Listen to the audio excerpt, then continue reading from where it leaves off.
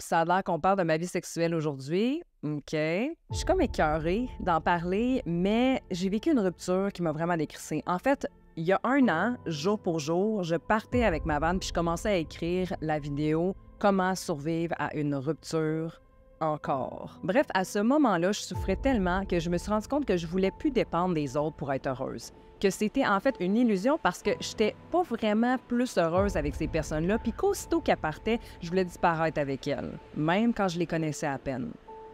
J'étais rendue à un point où c'était impossible pour moi de laisser entrer une autre personne dans ma vie puis de risquer de fucker le peu de bonheur que j'essayais de retrouver. Personnellement, je suis incapable d'avoir du sexe à froid sans que les émotions s'en mêlent. Pour moi, les deux sont interreliés. Le sexe est autant un échange d'énergie que de dater, puis ce qu'on laisse entrer en nous a autant d'impact que ce qu'on laisse rentrer dans notre vie. Fait que j'ai pris la décision de pas dater puis de pas avoir de sexe pendant un an. En fait, j'ai pas décidé de temps précis, mais je savais que je devais prendre une pause et que j'avais besoin d'une pause de plusieurs mois. Toute ma vie, j'étais en couple où je cherchais à l'être. Il y avait rarement des moments où je n'étais pas ou n'étais pas obsédée par un gars. Fait qu'on peut dire que c'était la première fois que le vide que je cherchais toujours à combler était moins important que de m'aimer. J'ai toujours eu une vie bien remplie avec ou sans personne, mais la différence, c'est que dans la dernière année, toute mon énergie était dirigée envers moi. Puis je sais que pour certaines personnes, arrêter d'avoir du sexe ou de dater peut ressembler plus à une torture qu'une libération, mais pour moi, il y a eu beaucoup de bénéfices. En fait, je dirais pratiquement juste des bénéfices. Pour une fois dans ma vie, j'avais personne à satisfaire. Pas d'homme à moitié engagé à texter, pas de perte d'énergie à me demander si quelqu'un est intéressé, pas de sexe à performer quand ça me tente pas de compromis sur mon temps à donner. Puis oui, des fois, j'aurais voulu me coller un dimanche après-midi devant la TV. Oui, j'aurais voulu partager les recettes que je fais toujours comme si j'avais une famille de 8 enfants. Oui, j'aurais aimé ça parler puis jouer à des jeux de société avec un gars que j'aime. Mais je savais que je devais d'abord guérir ma peine d'amour. Puis plus important encore, je savais que je devais me libérer de ce qui m'amenait constamment dans des situations que j'étais complètement écœurée de vivre. J'ai souvent été attirée envers les gens qui avaient le plus de problèmes. I know. Mais c'est comme si, en plus de me faire choisir, j'avais l'impression que je pouvais les sauver. Puis, des fois, on peut même devenir accro au drame, même quand ça fait mal, même quand on pense que c'est pas ça qu'on veut, parce que ça nous fait sentir vivants.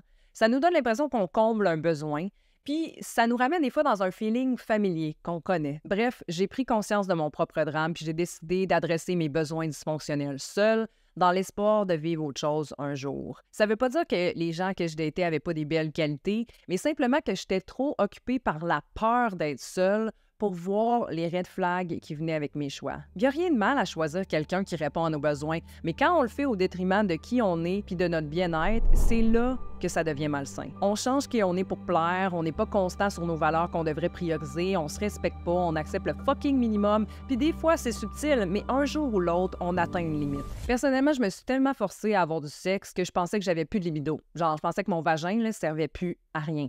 Parce que j'ai trop souvent voulu faire plaisir en me donnant. Puis ce qui est intéressant, c'est que je pensais qu'on m'aimait juste pour le sexe la plupart du temps, quand au fond, j'utilisais le sexe pour me faire aimer. Tu sais, on a tendance à blâmer les autres d'être fuckés, quand au fond, on est tout aussi fuckés d'avoir été avec eux. Bref, j'ai passé plus que 20 ans à être insatisfaite émotionnellement et sexuellement. Puis là, je sais que c'est un gros statement, là, mais c'est comme ça que je me sens. Ça veut pas dire qu'il n'y a pas eu de beaux moments, mais il y en a eu beaucoup qui m'ont laissé amère. Puis je savais que la seule façon d'être satisfaite un jour, c'était de prendre une pause de tout pour avoir le temps puis l'énergie de redécouvrir qui j'étais sans homme dans ma vie. Ça s'est pas fait en criant ciseaux, ni en faisant les ciseaux. Ça s'est construit à chaque jour que je choisissais d'être seule au lieu d'installer une app de rencontre.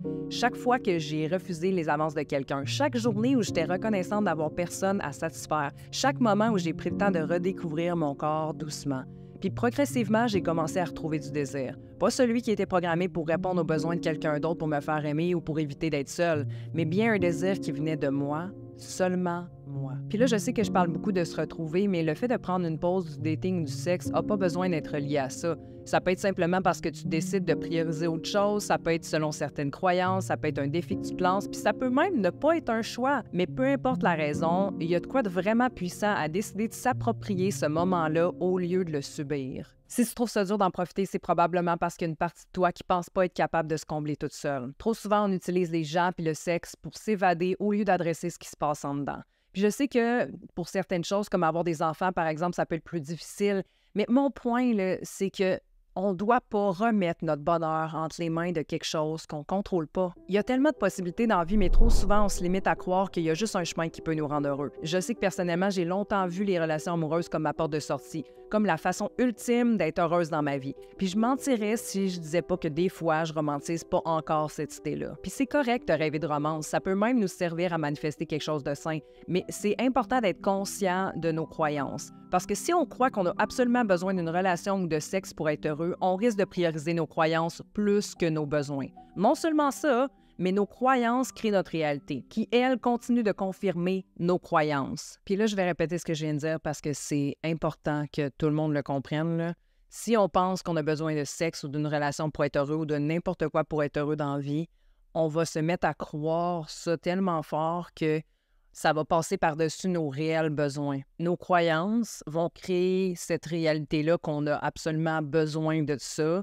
Puis à chaque fois qu'on va rencontrer quelqu'un, ça va comme renforcer le fait qu'on a besoin de cette personne-là, on a besoin de sexe parce qu'on se sent immédiatement bien quand on le vit. Donc, on renforce cette croyance-là que c'est vraiment ça qui nous rend heureux. La réalité qu'on vit va renforcer encore plus nos croyances, puis on va se ramasser dans un genre de cercle vicieux. En fait, on devient carrément esclave de nos croyances, comme si c'était la seule réalité qui existe. En décidant d'être ça, j'ai décidé de ne pas être victime de mes croyances, puis de voir ma pause comme une opportunité de faire et être tout ce que je voulais sans me limiter. Il y a des jours où je me sentais connectée, d'autres où j'ai pleuré, puis aujourd'hui, je me sens bien seule. Mon besoin d'avoir un homme pour me rendre heureuse est pratiquement inexistant, puis ben, je me sens presque prête à recommencer à dater. Je dis presque parce que j'apprécie tellement tout ce que le célibat m'a apporté puis le sentiment de paix que j'ai pas envie de forcer pour rencontrer. Mais une chose est sûre, c'est que j'ai changé. C'est drôle parce qu'il y a pas si longtemps, j'ai eu des nouvelles de 2 personnes qui m'avaient pas super bien traité dans le passé, puis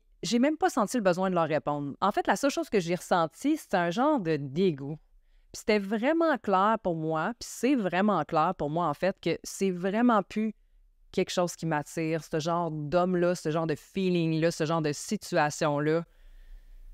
Ça m'attire plus pas en tout. Thanks God. Ne pas chercher d'autres hommes m'a permis aussi de faire un reset de mes croyances par rapport à l'amour puis le dating. Avant, je donnais beaucoup d'énergie puis j'investissais plus que l'autre dans l'espoir que ça marche. Puis ça m'a brûlé. Fait que je me suis mise à croire que c'était de la merde en crise d'été, que tout le monde était désengagé puis que c'était impossible de trouver quelqu'un. Mais prendre une pause m'a permis de revenir à moi puis de choisir qu'est-ce que je laisse rentrer comme croyance dans ma tête et donc dans ma vie. Puis ça veut pas dire que je rencontrerai plus jamais un gars qui est pas prêt à dater. Mais ça veut juste dire que je perdrai pas mon temps à penser puis croire que le dating est de la merde à cause de lui. Suivant. Anyways, mon intention aujourd'hui, c'est pas de vous dire « Oh, look at me now, I'm so perfect! » Vraiment pas. Mais s'il y a un message que je veux que tu retiennes aujourd'hui, c'est que tu es responsable de tes choix, de tes croyances, de qui tu laisses rentrer dans ta vie, de ton bonheur, de tout. Tu es responsable de tout. Il y a des choses que tu n'as pas le contrôle, mais ce que tu as le contrôle, c'est ce que tu fais avec. Comment tu penses, qu'est-ce que tu te mets à croire par rapport à ça, puis comment tu agis face à ça. Fait que ouais, si tu sais pas comment faire des choix différents, ben ça va me faire plaisir de t'accompagner là-dedans. Le lien pour un coaching avec moi est dans la description.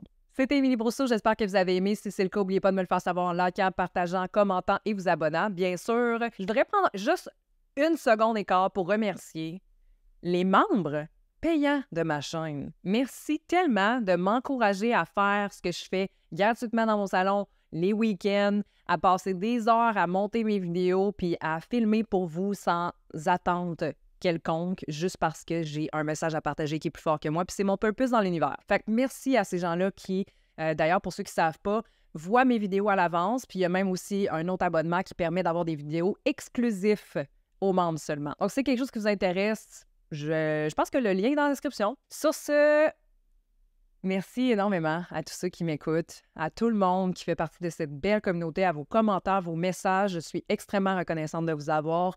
Je vous souhaite le meilleur dans votre vie amoureuse, dans votre vie tout court, dans tout ce qui existe, dans tout ce que vous pouvez être. On se revoit bientôt. Namaste, guys. Oh! Ah! Ouh! Ah! Oh! Ah! Pour voir les red flags qui venaient avec mes choix. Les red flags. Red flag. OK?